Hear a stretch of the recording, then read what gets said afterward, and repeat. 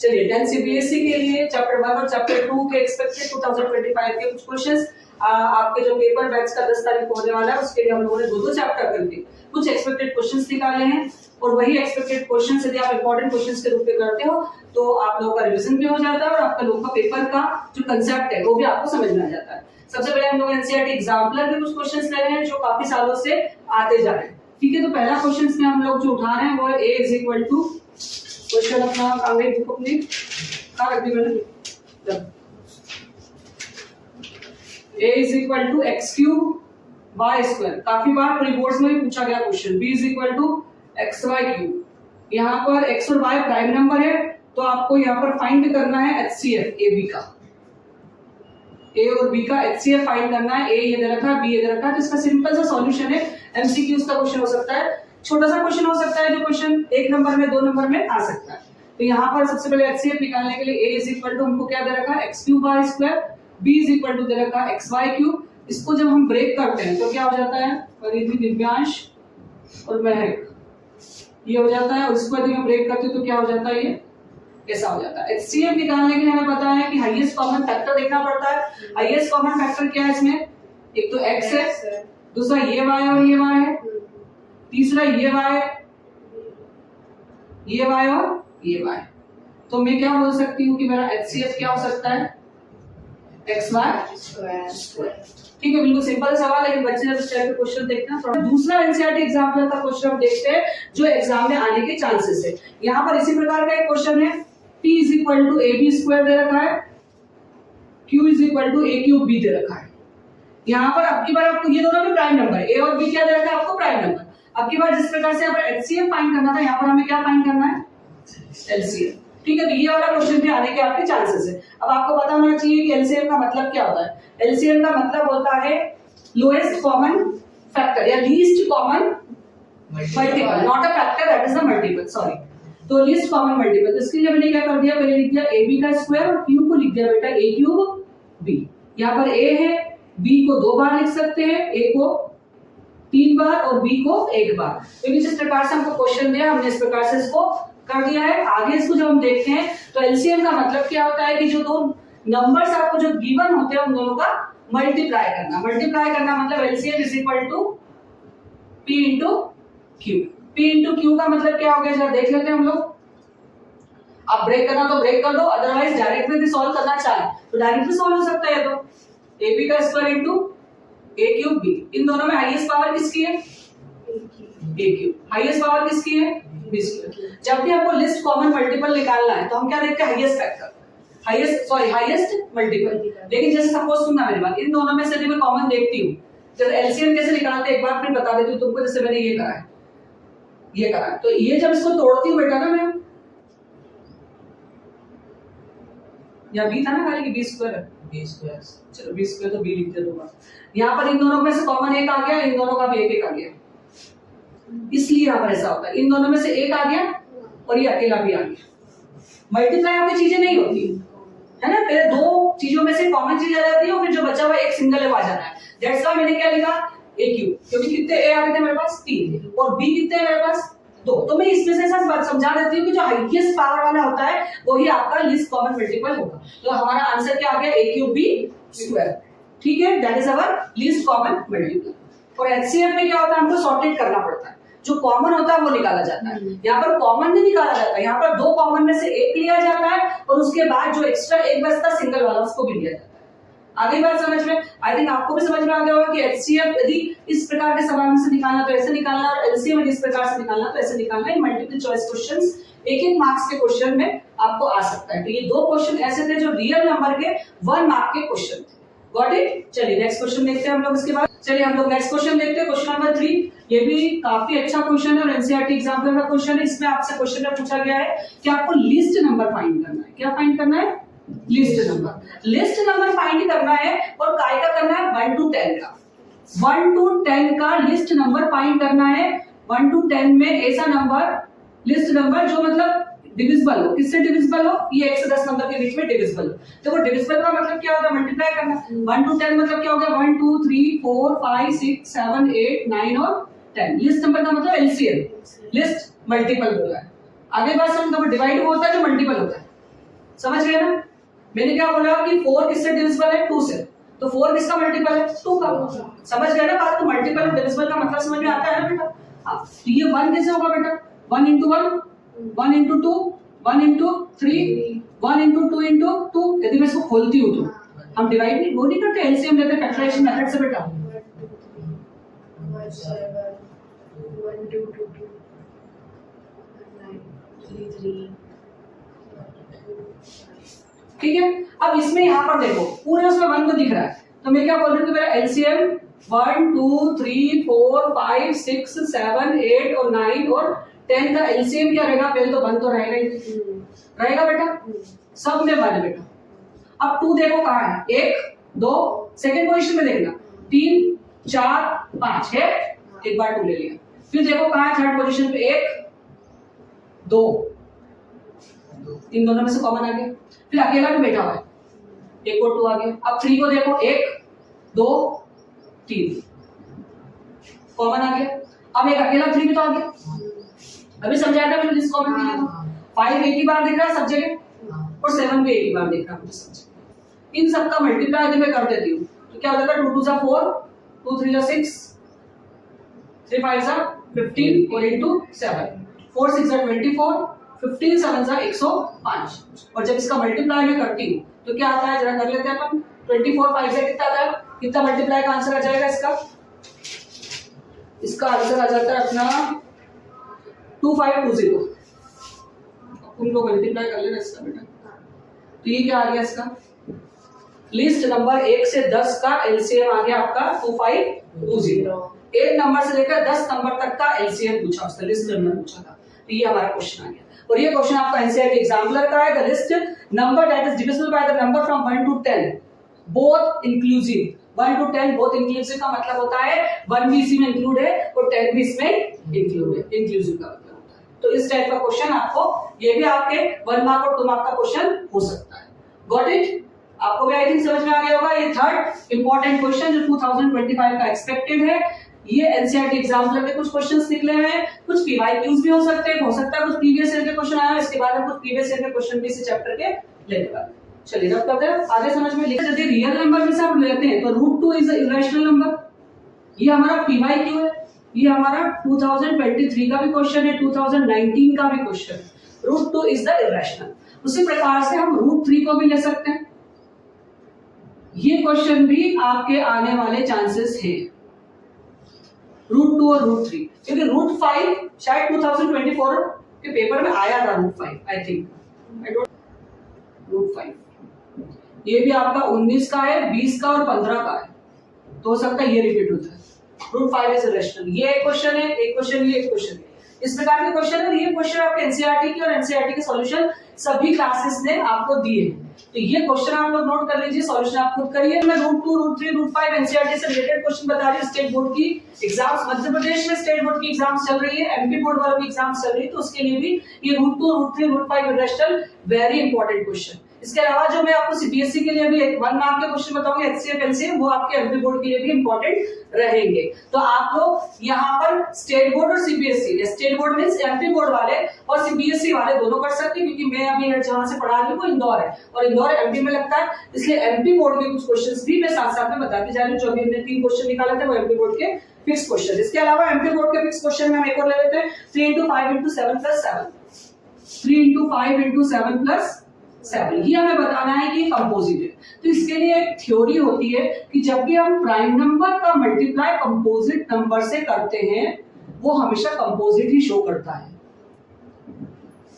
ये वाली थ्योरी आपको ध्यान रखनी है। सबसे पहले तो प्राइम नंबर आपको पता होना चाहिए। प्राइम नंबर वो नंबर होते हैं जो सिर्फ, यदि हम खुद की बिहेवियर की भाषा में बात करते हैं तो प्राइम नंबर वो नंबर होते हैं जो खुद की टेबल में आते हैं।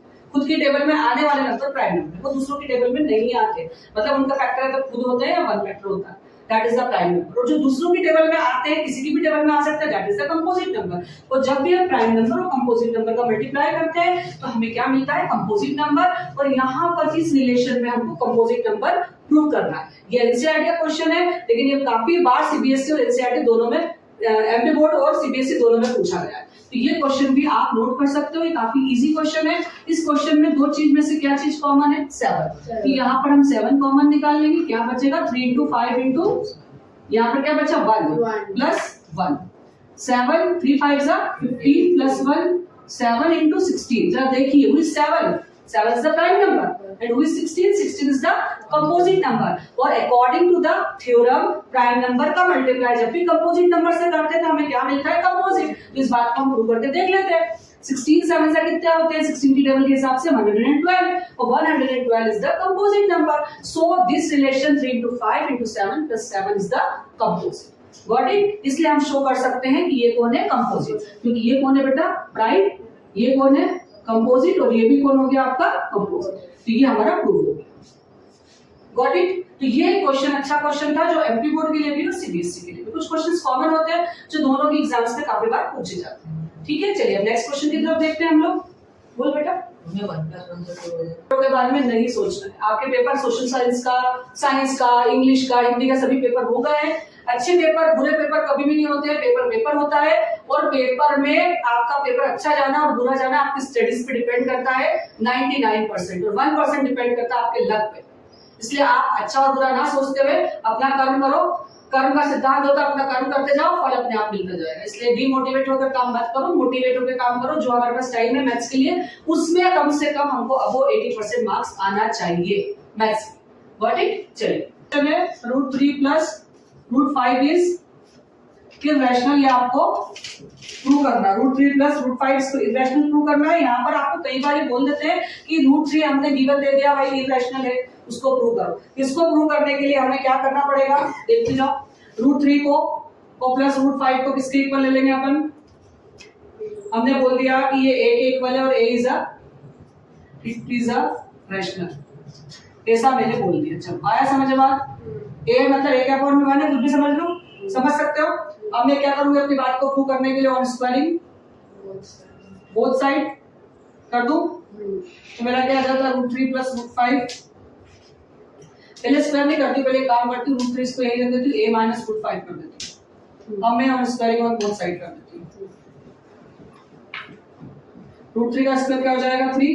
इसको लिख दूंगी a स्क्वायर माइनस 2a √5 और डॉट √5 का square plus 3 is equal to a square minus 2a √5 plus √5 5. ठीक है, अब मैं क्या करूंगी 2a √5 उधर ले लूंगी उठा के, जो प्लस का हो जाएगा बेटा, और a स्क्वायर प्लस 5 माइनस का 3. तो a स्क्वायर प्लस 2 5 में 3 गए तो अब ये प्लस का 2 a प्लस 2 हो गया. तो अब मैं क्या बोलूंगी कि √5 is equal to a square plus 2 upon में 2a हो गया. ये क्या है भाई, ये तो मेरे हिसाब से क्या दिख रहा है मुझे रैशनल नंबर दिख रहा है, लेकिन ये मेरा क्या है कॉन्ट्राडिक्शन. क्या है मेरा विच इज कॉन्ट्राडिक्शन. √5 मेरा क्या है इररेशनल है. √5 इररेशनल है और 3 और 5 प्राइम नंबर है. तो √3 प्लस √5 भी क्या हो जाएगा मेरा इररेशनल.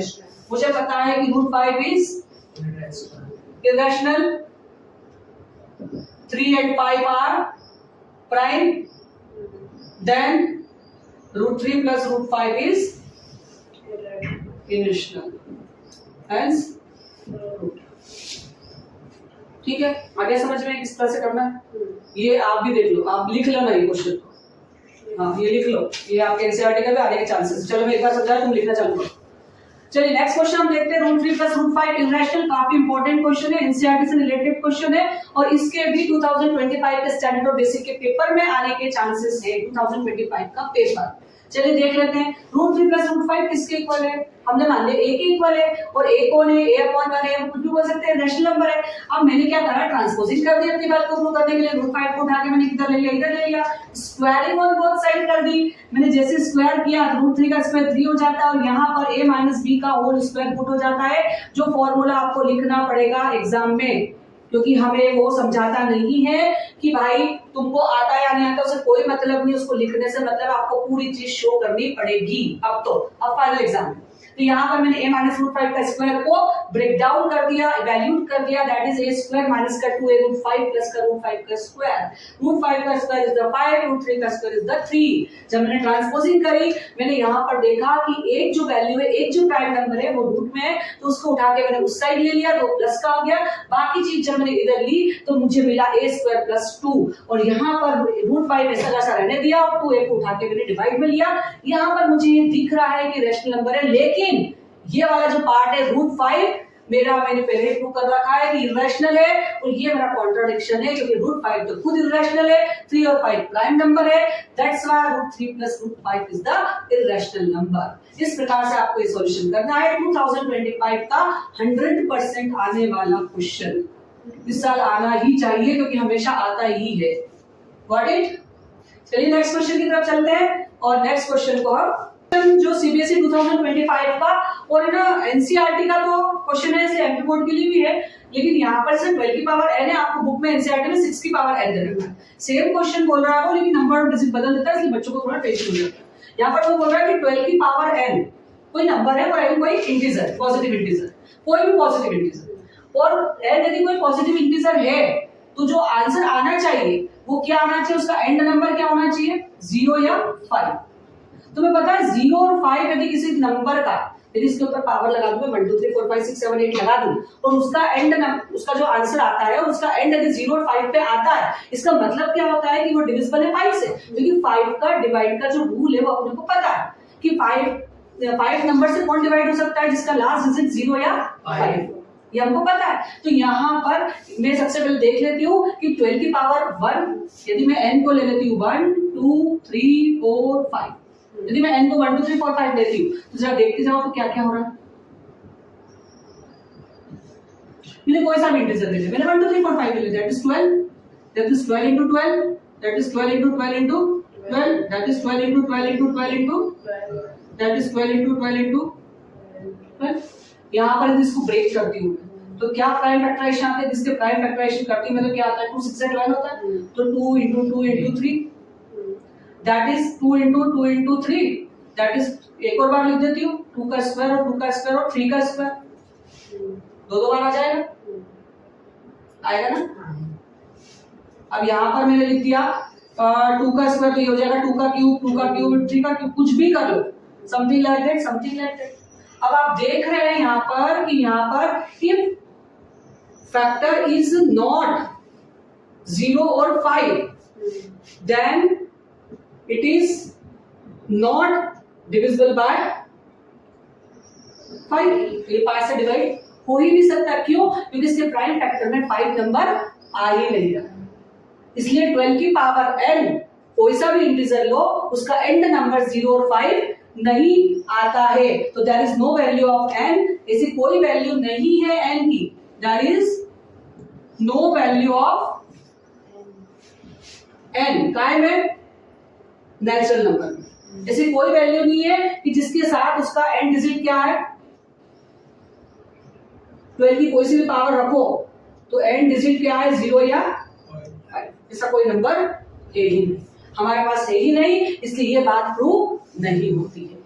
ये आपका 6 की पावर n का क्वेश्चन दे रखा है, तो 12 की पावर n की जगह 6 की पावर n आ सकता है। यहाँ पर यदि मैं एमपी बोर्ड की बात करूं तो 6 की पावर n या 4 की पावर n दोनों क्वेश्चन आपको पूछे जा सकते हैं, ठीक है, और आपको वैसे पूछा जा सकता है, ठीक है। इस टाइप का क्वेश्चन है, कंपोजिट का क्वेश्चन है, ये है इरेशनल बता दिए मैंने 2-3 आपको, और एक्स स्क्वायर और उसका एलसीएम एचसीएफ बता दिया। जनरल से प्राइम फैक्टराइजेशन कभी कभी पूछते हो, मैं आपको बता देती हूँ। इस प्रकार से हम चैप्टर 1 को यहाँ पर फिनिश करते हैं 2025 में। इसके अलावा जैसे अब एक क्वेश्चन जैसा है कि जैसे मॉर्निंग वॉक करने गया बच्चा, जो पिछले कुछ सालों में पूछा गया है, तो वो क्वेश्चन भी एक बार हम देख लेते हैं, ठीक है। चलिए आगे क्या चल रहा है, 40 42 और 45 तीन व्यक्ति चल रहे हैं बेटा, 40 सेंटीमीटर 42 सेंटीमीटर और 45 सेंटीमीटर ये चल रहे हैं, हमने मेजर किया है। हमें मिनिमम डिस्टेंस फाइंड करना है कि ये लोग कितना डिस्टेंस कवर करते हैं, अपनी स्टेप कितनी कंप्लीट करते हैं। तो मिनिमम का मतलब क्या फाइंड करना है हमको, एलसीएम। क्या फाइंड करना मिनिमम में, एलसीएम। एक शब्द ध्यान रखना होता है कि एलसीएम फाइंड करना।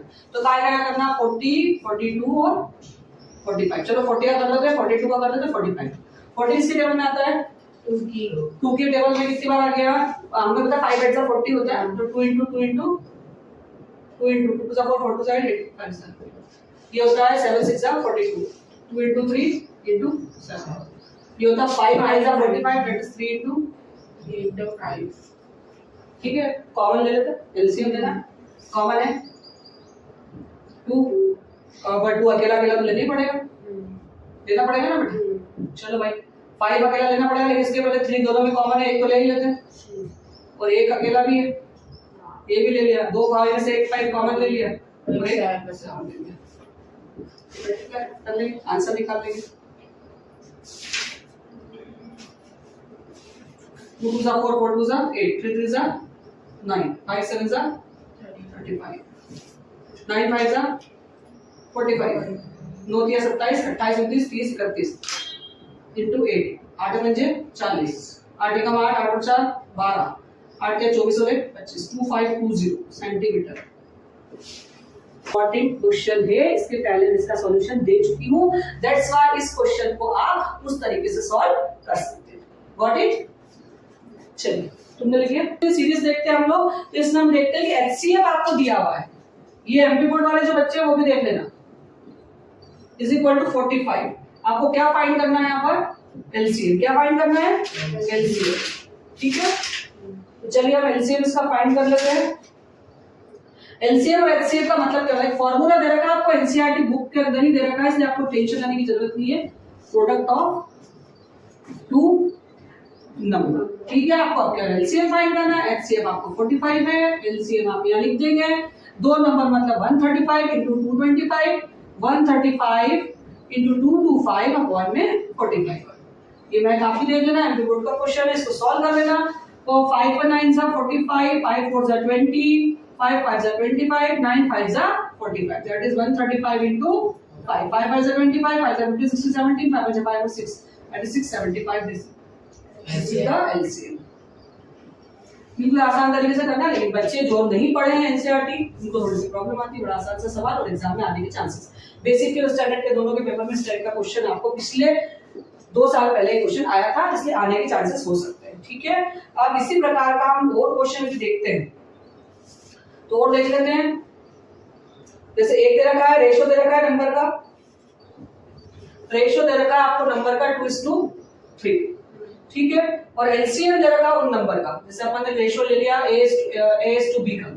ये दो नंबर है हमारे पास और इसका एलसीएम दिया बेटा कितना दिया 180 कितना दिया 180 तो यहाँ पर हम क्या मान लेते हैं सपोज हमने लेट्स कर लिया इसमें कि हमारे जो नंबर्स हैं हमको नंबर मानना पड़ेंगे ए बी के हिसाब से यहाँ पर हमने मान लिया एक तो 2x है और एक 3x एक 2x है और एक 3x ये सब मैंने मान लिया अब एलसीएम में देखती हूँ इन दो नंबर का तो मेरा क्या आ जाता है एक आ जाता है 2 into x तो कॉमन है दोनों में 2 into 3 into x तो दैट इज आ जाता है 6x अब एलसीएम इसके हिसाब से 6x है तो 6x किसके इक्वल हो जाता है 180 के इक्वल हो जाता है किसके इक्वल हो जाता है 180 तो x is equal to 180 upon में 6 तो x की वैल्यू क्या आ गई मेरे पास 30 तो मेरा a कौन हो गया 2 into 30 और b कौन हो गया मेरा 3 into 30 ये हो गया 60 और ये हो गया 90 that is a and b यदि आपको रेशियो दिया हुआ है और आपको यदि एलसीएम दिया हुआ है तो आप इस प्रकार से सवाल को कर सकते हैं गॉट इट यहाँ पर कुछ नहीं करना होता हमेशा आप लोगों को पता है कि जब भी रेशियो में चीज दी जाती है हमें उससे किसी न किसी वेरिएबल के अकॉर्डिंग मानना पड़ता है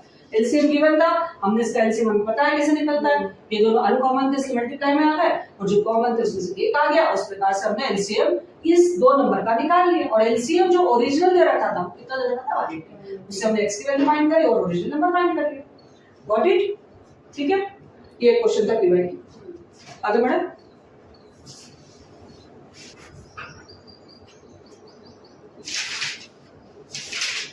ऐसा पूछते हैं कि ये इसका लिस्ट डिविजिबल नंबर क्या है क्या बोला मैंने 306 और 657 एक क्वेश्चन ये ले लो इसमें ये पूछ रहे हैं कि इसका लिस्ट डिविजिबल कोड जब भी लिस्ट डिविजिबल शब्द आता है तो हमें क्या फाइंड करना होता है एलसीएम क्या फाइंड करना होता है एलसीएम तो इसका प्राइम फैक्टर इसके प्राइम फैक्टर निकाल लेते हैं और एलसीएम फाइंड कर लेते हैं दोनों का तो हम कैसे निकालते हैं हमको पता है 306 का निकाल लो और 657 का निकाल लो इन दोनों के प्राइम फैक्टर जब हम लिख लेते हैं तो हमें पता लग जाता है 306 का लिख लेते हैं 2 into 3 into 3 into 7 17 जब आप सॉल्व करोगे तो आपको समझ में आ जाएगा मैं डायरेक्ट इसके फैक्टर लिख रही हूँ आप देख लेना 2 into 3 into 3 into 73 चलो देख लो क्या क्या हो सकता है 2 तो आएगा ही सही 2 भी आएगा बेटा एक 3 आएगा, एक और 3 आएगा, एक 17 आएगा और एक 73 आएगा। इन सबका जब मल्टीप्लाई करते हैं तो हमारा फाइनल आंसर आता है 22, 333 और 8। 2 बार 2 क्यों आया? एक बार 2 आएगा क्या? 2 बार 2 लिखा क्या मैंने? हाँ,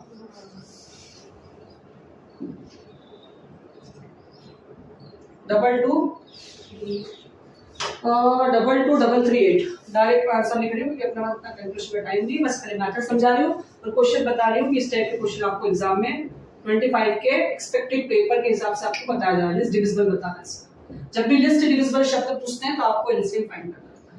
क्या फाइंड करना होता है? एलसीएम। शब्दों को घुमा देते हैं। ये क्लियर है सबको? आगे बढ़े इसके लिए। ये दो क्वेश्चन लिख लो, 53 और 440। इसका एचसीएफ उन्होंने क्या दे रखा आपको? 11 और एलसीएम क्या दे रखा है? ये एलसीएम की वैल्यू दे रखी है इसमें 253 इंटू आर। आपको इस आर को फाइंड करना है, ठीक है। अब हमें पता है कि LCM into HCF is equal to product of two numbers, ये पता है। चलो ठीक है, एलसीएम क्या है मेरा, एचसीएफ क्या है और नंबर क्या है मेरे, ठीक है। आर को यही रख लेती हूँ, बाकी को उठा के नीचे।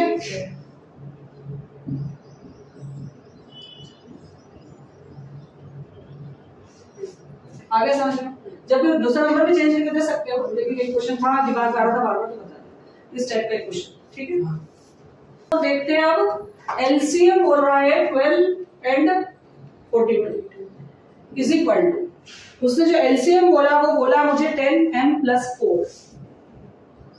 अब मुझे m की वैल्यू यहाँ पर फाइंड करना है, तो मुझे एलसीएम क्या करना पड़ेगा, 12 और 42 का निकालना पड़ेगा। 12 का क्या हो गया 2 2 3 और 42 का क्या हो गया 7 6 2 इंटू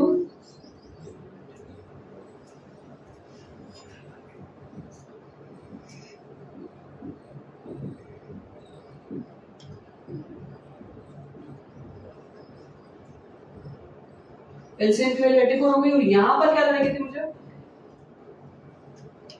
4 इधर आ जाएगा मेरा, तो ये हो गया मेरा 80 अपॉन 10। m की वैल्यू क्या आ गई मेरे पास, इस टाइप के छोटे छोटे से लॉजिक बेस्ड क्वेश्चन आपको एलसीएम एचसीएफ से रिलेटेड ऐसे निकाल के वो दे सकते हैं। इसके अलावा केस स्टडी है आपके पास, रीजन असर्शंस है आपके पास, उस टाइप की चीजें तो आपको आ ही सकती है। तो यहाँ पर चैप्टर 1 2 से जितने भी एक्सपेक्टेड और इस टाइप के जो क्वेश्चंस थे वो आपको बता दिए गए हैं। अब हमारा जो नेक्स्ट चैप्टर आज की सीरीज का चालू होता है वो होता है चैप्टर नंबर 2। चलिए इतना आप लोग देख लीजिए, आगे बढ़ लेते हैं। विदिन 5 मिनट्स हम लोग चैप्टर नंबर 2 को स्टार्ट करते हैं। ये एक्सपेक्टेड